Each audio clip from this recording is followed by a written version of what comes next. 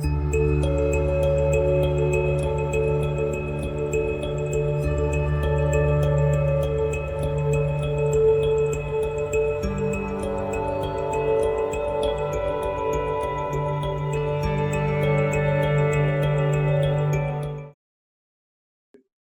regards to the sort of key leadership principles and sort of really sort of setting the tone from the top of any organisation, what do you think are going to be the key leadership principles that become most relevant in the wake of this this crisis?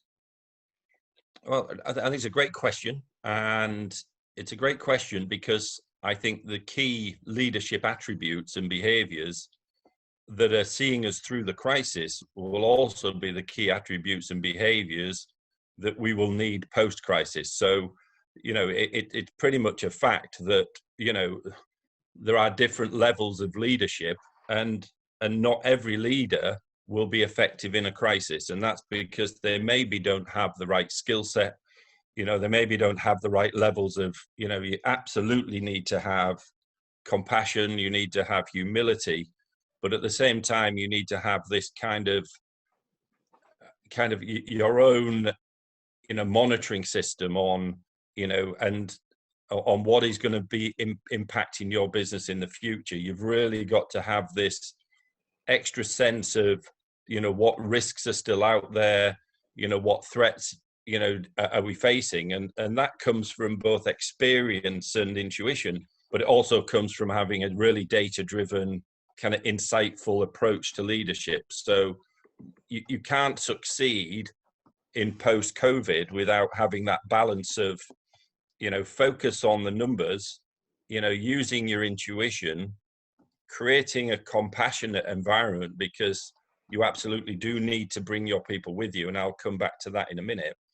But, without those factors in place as a leader, you then won't perform.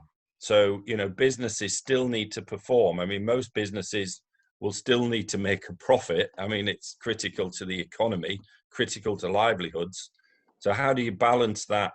How do you balance that compassionate side, with the well-being and care and building safety for your employees, with pushing the button on performance and saying, hey, we still need to perform here.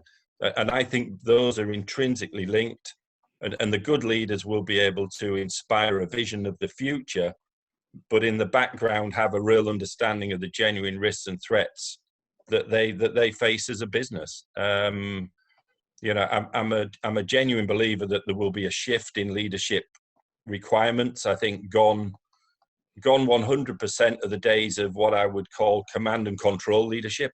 The command and control side is, it has had its time in history. And now I think we're moving more towards a compassionate style of leadership that respects individuals, but doesn't lose that sense of, competitiveness and ambition that, all great leaders have. And, as we come through this, people that are aware of their environment, people that are aware of technology innovations and how they're going to impact their business will be super, super critical. And, I would finally add to that,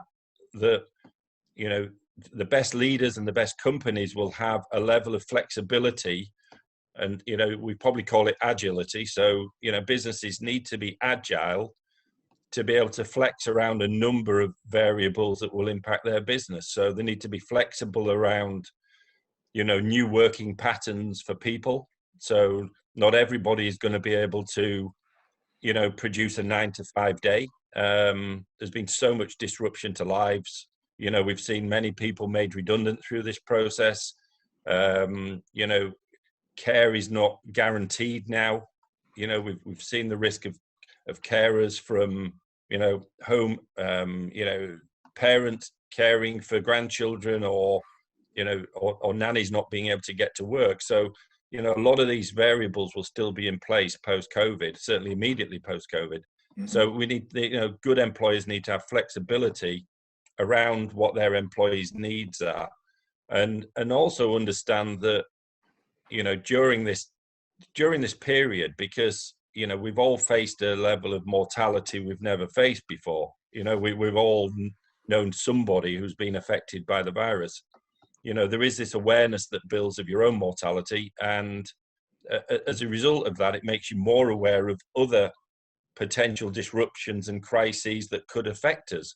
And this kind of brings companies onto areas like, how do they contribute towards the reduction of emissions, and how do they contribute towards the climate change agenda.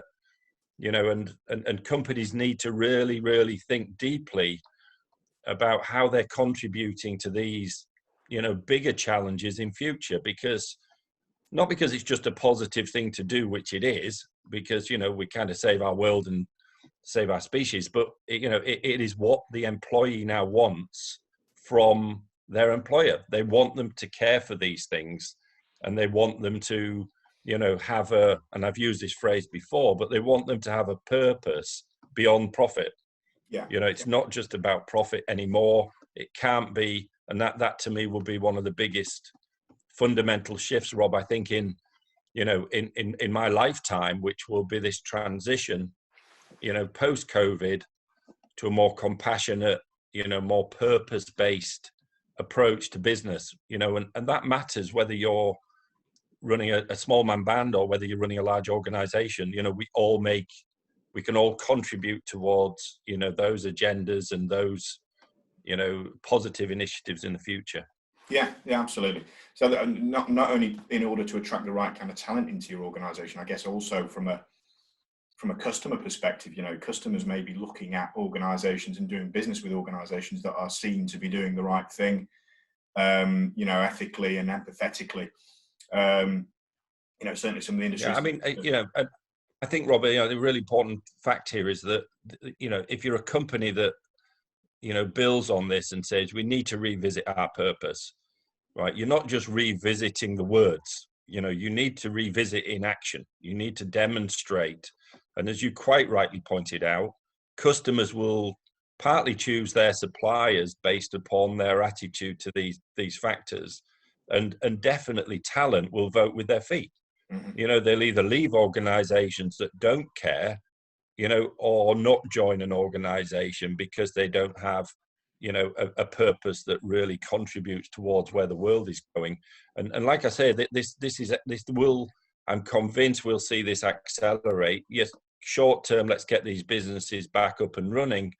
But, immediate aftermath of stability will be the acceleration of, renewable energy, climate change, and all these topics, need to be really, really considered and deeply as to what role, every company plays in I guess, helping to support these points.